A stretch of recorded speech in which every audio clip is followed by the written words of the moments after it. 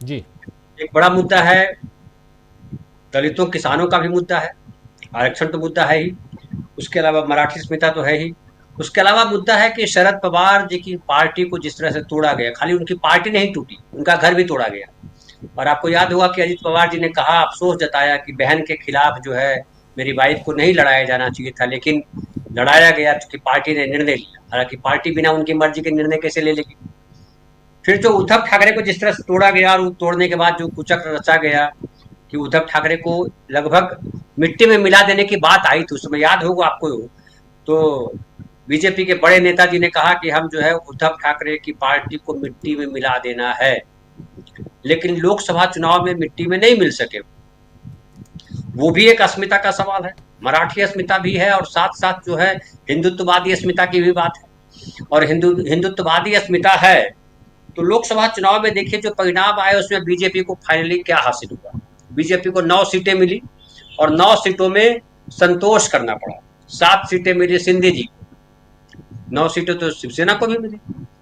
तो बीजेपी तो बड़ी दमदार पार्टी है, पूरे देश की पार्टी है, दुनिया की सबसे बड़ी पार्टी है। मोदी जी जो है देश के दुनिया के बड़े नेता हैं, बावजूद इसके उद्धव ठाकरे के बराबर आके खड़े होते हैं। इससे क्या समझ में आता है? इससे समझ में आता है कि महाराष्ट्र की जनता ने लोकसभा चुनाव में नकार दिया मोदी जी को, उनकी पार्टी को नकार दिया। कहाँ तो वादा था कि हम जो है ले आएंगे 40 प्लस ले आएंगे, और वो जो है सिमट गए, 9 8 17 सीट पे आ गए। 31 सीटें जो है वो इंडिया गठबंधन के खाते में गई। और देखिए एक और बात है कि जो अगर उस आधार पे जो बढ़त मिली है जिस तरह से अन्य पार्टियों को, उसमें गौर करेंगे आप तो विदर्भ का जो इलाका है जहां 62 सीटें आती हैं, वहां कांग्रेस सबसे ताकतवर पार्टी के रूप में उभरी है। बीजेपी को मात्र जो है 62 में से 15 सीटें और शिवसेना को 4 सीटें।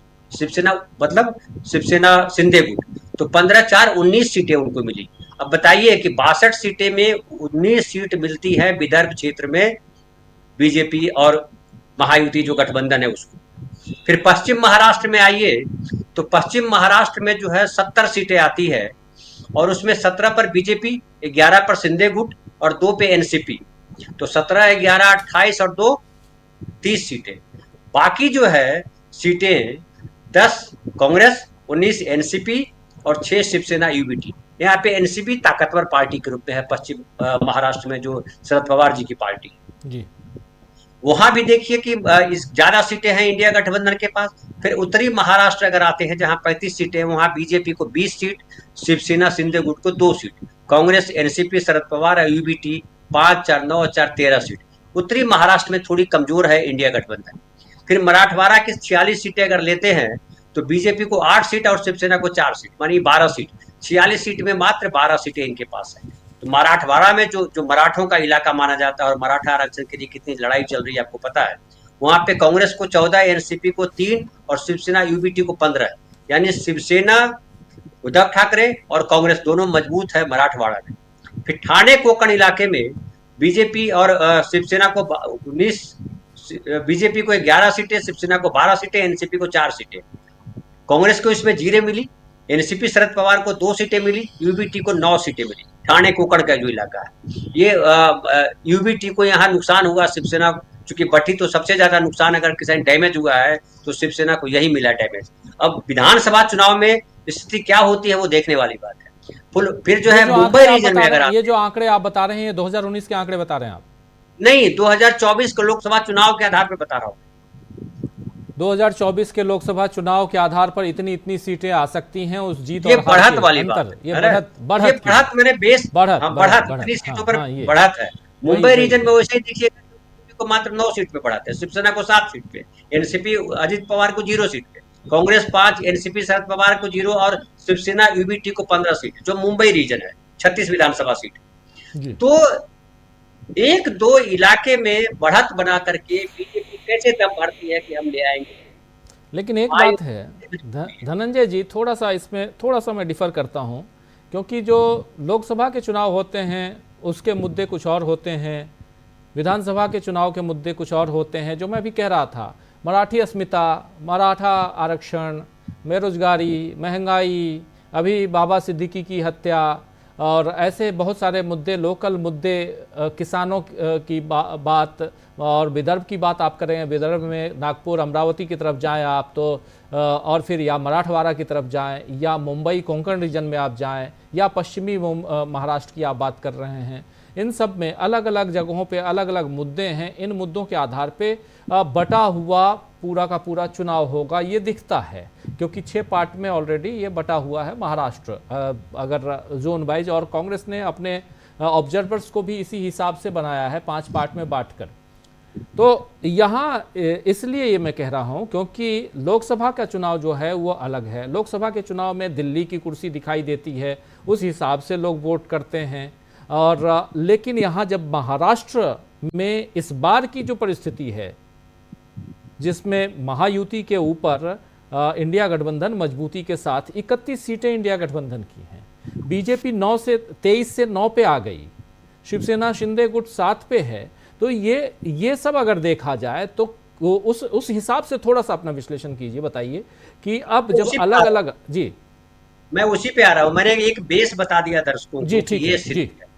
अब मैं आता हूँ मूल मुद्दे पे। आपने बहुत सही कहा कि जो लोकसभा का चुनाव लड़ा गया वो राष्ट्रीय मुद्दों पे लड़ा गया, और उसमें बड़ा इंपॉर्टेंट मुद्दा था। एक तरफ था मोदी जी थे, हिंदुत्व था, दूसरी तरफ संविधान था, आरक्षण था।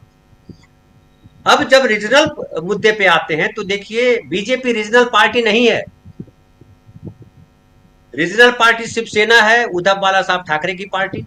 रीजनल पार्टी एनसीपी है और रीजनल पार्टी शिंदे गुट है। ये 3 रीजनल पार्टियां हैं। बाकी रीजनल पार्टी छोटी छोटी पार्टियां हैं, वो कई पार्टियां जो है वो इंडिया गठबंधन के साथ है, कई थर्ड फ्रंट के तौर पे लड़ेगी, वो अलग कहानी।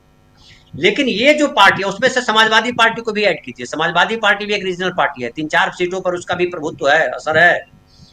अब उसमें आप समझिए, 2 विधायक हैं समाजवादी हाँ, पार्टी पहले से विधायक है। अबू आसिम आजमी जो है अपना प्रभाव रखते हैं, खास करके मुंबई रेंज में, जो है मुंबई के आसपास और जो इलाके हैं वहां उनका प्रभाव है।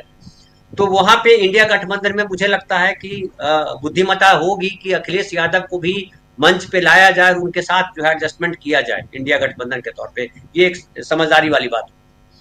फिर और जो छोटी छोटी पार्टियां हैं, कुछ महाराष्ट्र के और लोकल के रीजन विशेष में अलग अलग इलाके में 2 विधानसभा, 1 विधानसभा, जिसको भी जोड़ने की बात की जा रही है। बेसिकली आर्किटेक्ट यहाँ शरद पवार है। फिर देखिए कि शरद पवार महाराष्ट्र के सबसे बड़े नेता के तौर पे, उनकी प्रतिष्ठा दांव पे लगी है। मराठा के प्रतिष्ठित नेता है, किसानों के लिए बड़ी चर्चा उनकी होती, किसानों के लिए लगातार लड़ाई लड़ते हैं वो। और उसके अलावा जो यहाँ पे आरक्षण जो आपने बताया मुद्दा है, यहाँ किसान बड़ा मुद्दा है, ये भी आपने सही बताया। बेरोजगारी बड़ा मुद्दा है यहाँ पे। अब एक मुद्दा जो बीजेपी के साथ जाता है वो हिंदुत्व का मुद्दा जाता है। अब हिंदुत्व के मुद्दे में अभी 2 भाग है। एक भाग है जो शिवसेना का, शिवसेना भी तो हिंदुत्ववादी पार्टी है, मराठी पार्टी है, हिंदुत्ववादी पार्टी है, दोनों पार्टी है। लेकिन बीजेपी के हिंदुत्व में और शिवसेना के हिंदुत्व में फर्क है, जो उद्धव ठाकरे ने लगातार बोला है, अपने भाषणों में कहा है, अपनी बातों में कहा है कि जो शिवसेना का हिंदुत्व है वो जो छत्रपति शिवाजी महाराज हैं उनका हिंदुत्व है, जहां पे मुसलमानों को भी उतना ही सम्मान है, जहां उस इलाके में रहने वाले तमाम नागरिकों को सम्मान है, जाति और धर्म के भेद से परे।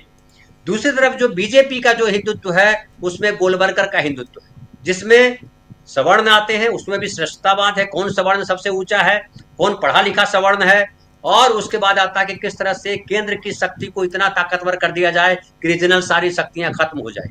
उसके अलावा मुस्लिम विरोध बड़ा इंपॉर्टेंट है। तो ये तीनों बातों को किस तरह से प्रेजेंट किया जाता है चुनाव में, अभी तो बहुत अर्ली होगा, जब चुनाव प्रचार शुरू होगा तो रीजनल मुद्दे जिस तरह से उभर के आएंगे। और मुझे लगता है हिंदुत्व को लेकर के बड़ा एग्रेसिव नोट बीजेपी और शिवसेना, दोनों, शिवसेना भी रखेगी। और शिवसेना के साथ ये भी कहा जा रहा है कि वो जो है उद्धव साहब जो है वो बाला साहब ठाकरे के बजाय पे अपने दादाजी पे ज्यादा जाते हैं। प्रबोधनकार ठाकरे जो है, जो सामाजिक न्याय की बात करते रहे, वो भी उसमें बड़ा इंपॉर्टेंट पार्ट था। वो मराठी अस्मिता की बात है, सामाजिक सुधार की बात है, वो तमाम चीजें जाकर के जुड़ती है उद्धव के साथ। उद्धव वो चेहरा बदल रहे हैं। उद्धव ने 2.5 साल शासन किया, उसमें अपना स्वरूप बदला और उद्धव की लोकप्रियता अलग है। फिर एक बात देख लीजिए कि जो महायुति है, जिसमें बीजेपी, अजीत पवार जी की पार्टी और शिंदे जी की पार्टी शामिल है, उसमें मुख्यमंत्री कौन अभी है? तो मुख्यमंत्री शिंदे साहब हैं। क्या शिंदे साहब आगे भी मुख्यमंत्री कंटिन्यू करेंगे? सवाल है ये। अब जो इधर अगर महागठबंधन में आते हैं, जिसको महाविकास आघाड़ी महाराष्ट्र में कहा जाता है, तो उसमें कोई भी चेहरा नहीं है चीफ मिनिस्टर के तौर पे, किसी को चीफ मिनिस्टर के तौर पे नहीं देखा जा रहा है। और तीसरी बात कि जो हरियाणा में जो घटना हुई और जिस तरह से कांग्रेस को हार मिली, उसमें गुटबाजी भी बहुत महत्वपूर्ण फैक्टर था। महाराष्ट्र में उस तरह से गुटबाजी नहीं है। ठीक है, राहुल जी ने कहा है कि सब आप तमाम गुटों को छोड़ करके या अपने सेल्फ ये को छोड़ करके आप सारी चीजों को, मतभेदों को भुला करके आइए और सब मिल करके हम चुनाव लड़ेंगे, वो सारी चीजें सही है। लेकिन यहाँ उस तरह की बातें हैं नहीं, क्योंकि तीन महत्वपूर्ण पार्टियां हैं और दो रीजनल पार्टियां महागठबंधन में मजबूती है, दोनों मजबूत गठबंधन है। ये आप समझिए कि ये जो महाविकास आघाड़ी है उसका गठबंधन मजबूत है, और मुझे लगता है कि लोकसभा से ज्यादा बेटर परफॉर्मेंस विधानसभा में होगा, अगर चुनाव आयोग ने बहुत ज्यादा परेशान नहीं किया तो। चलिए,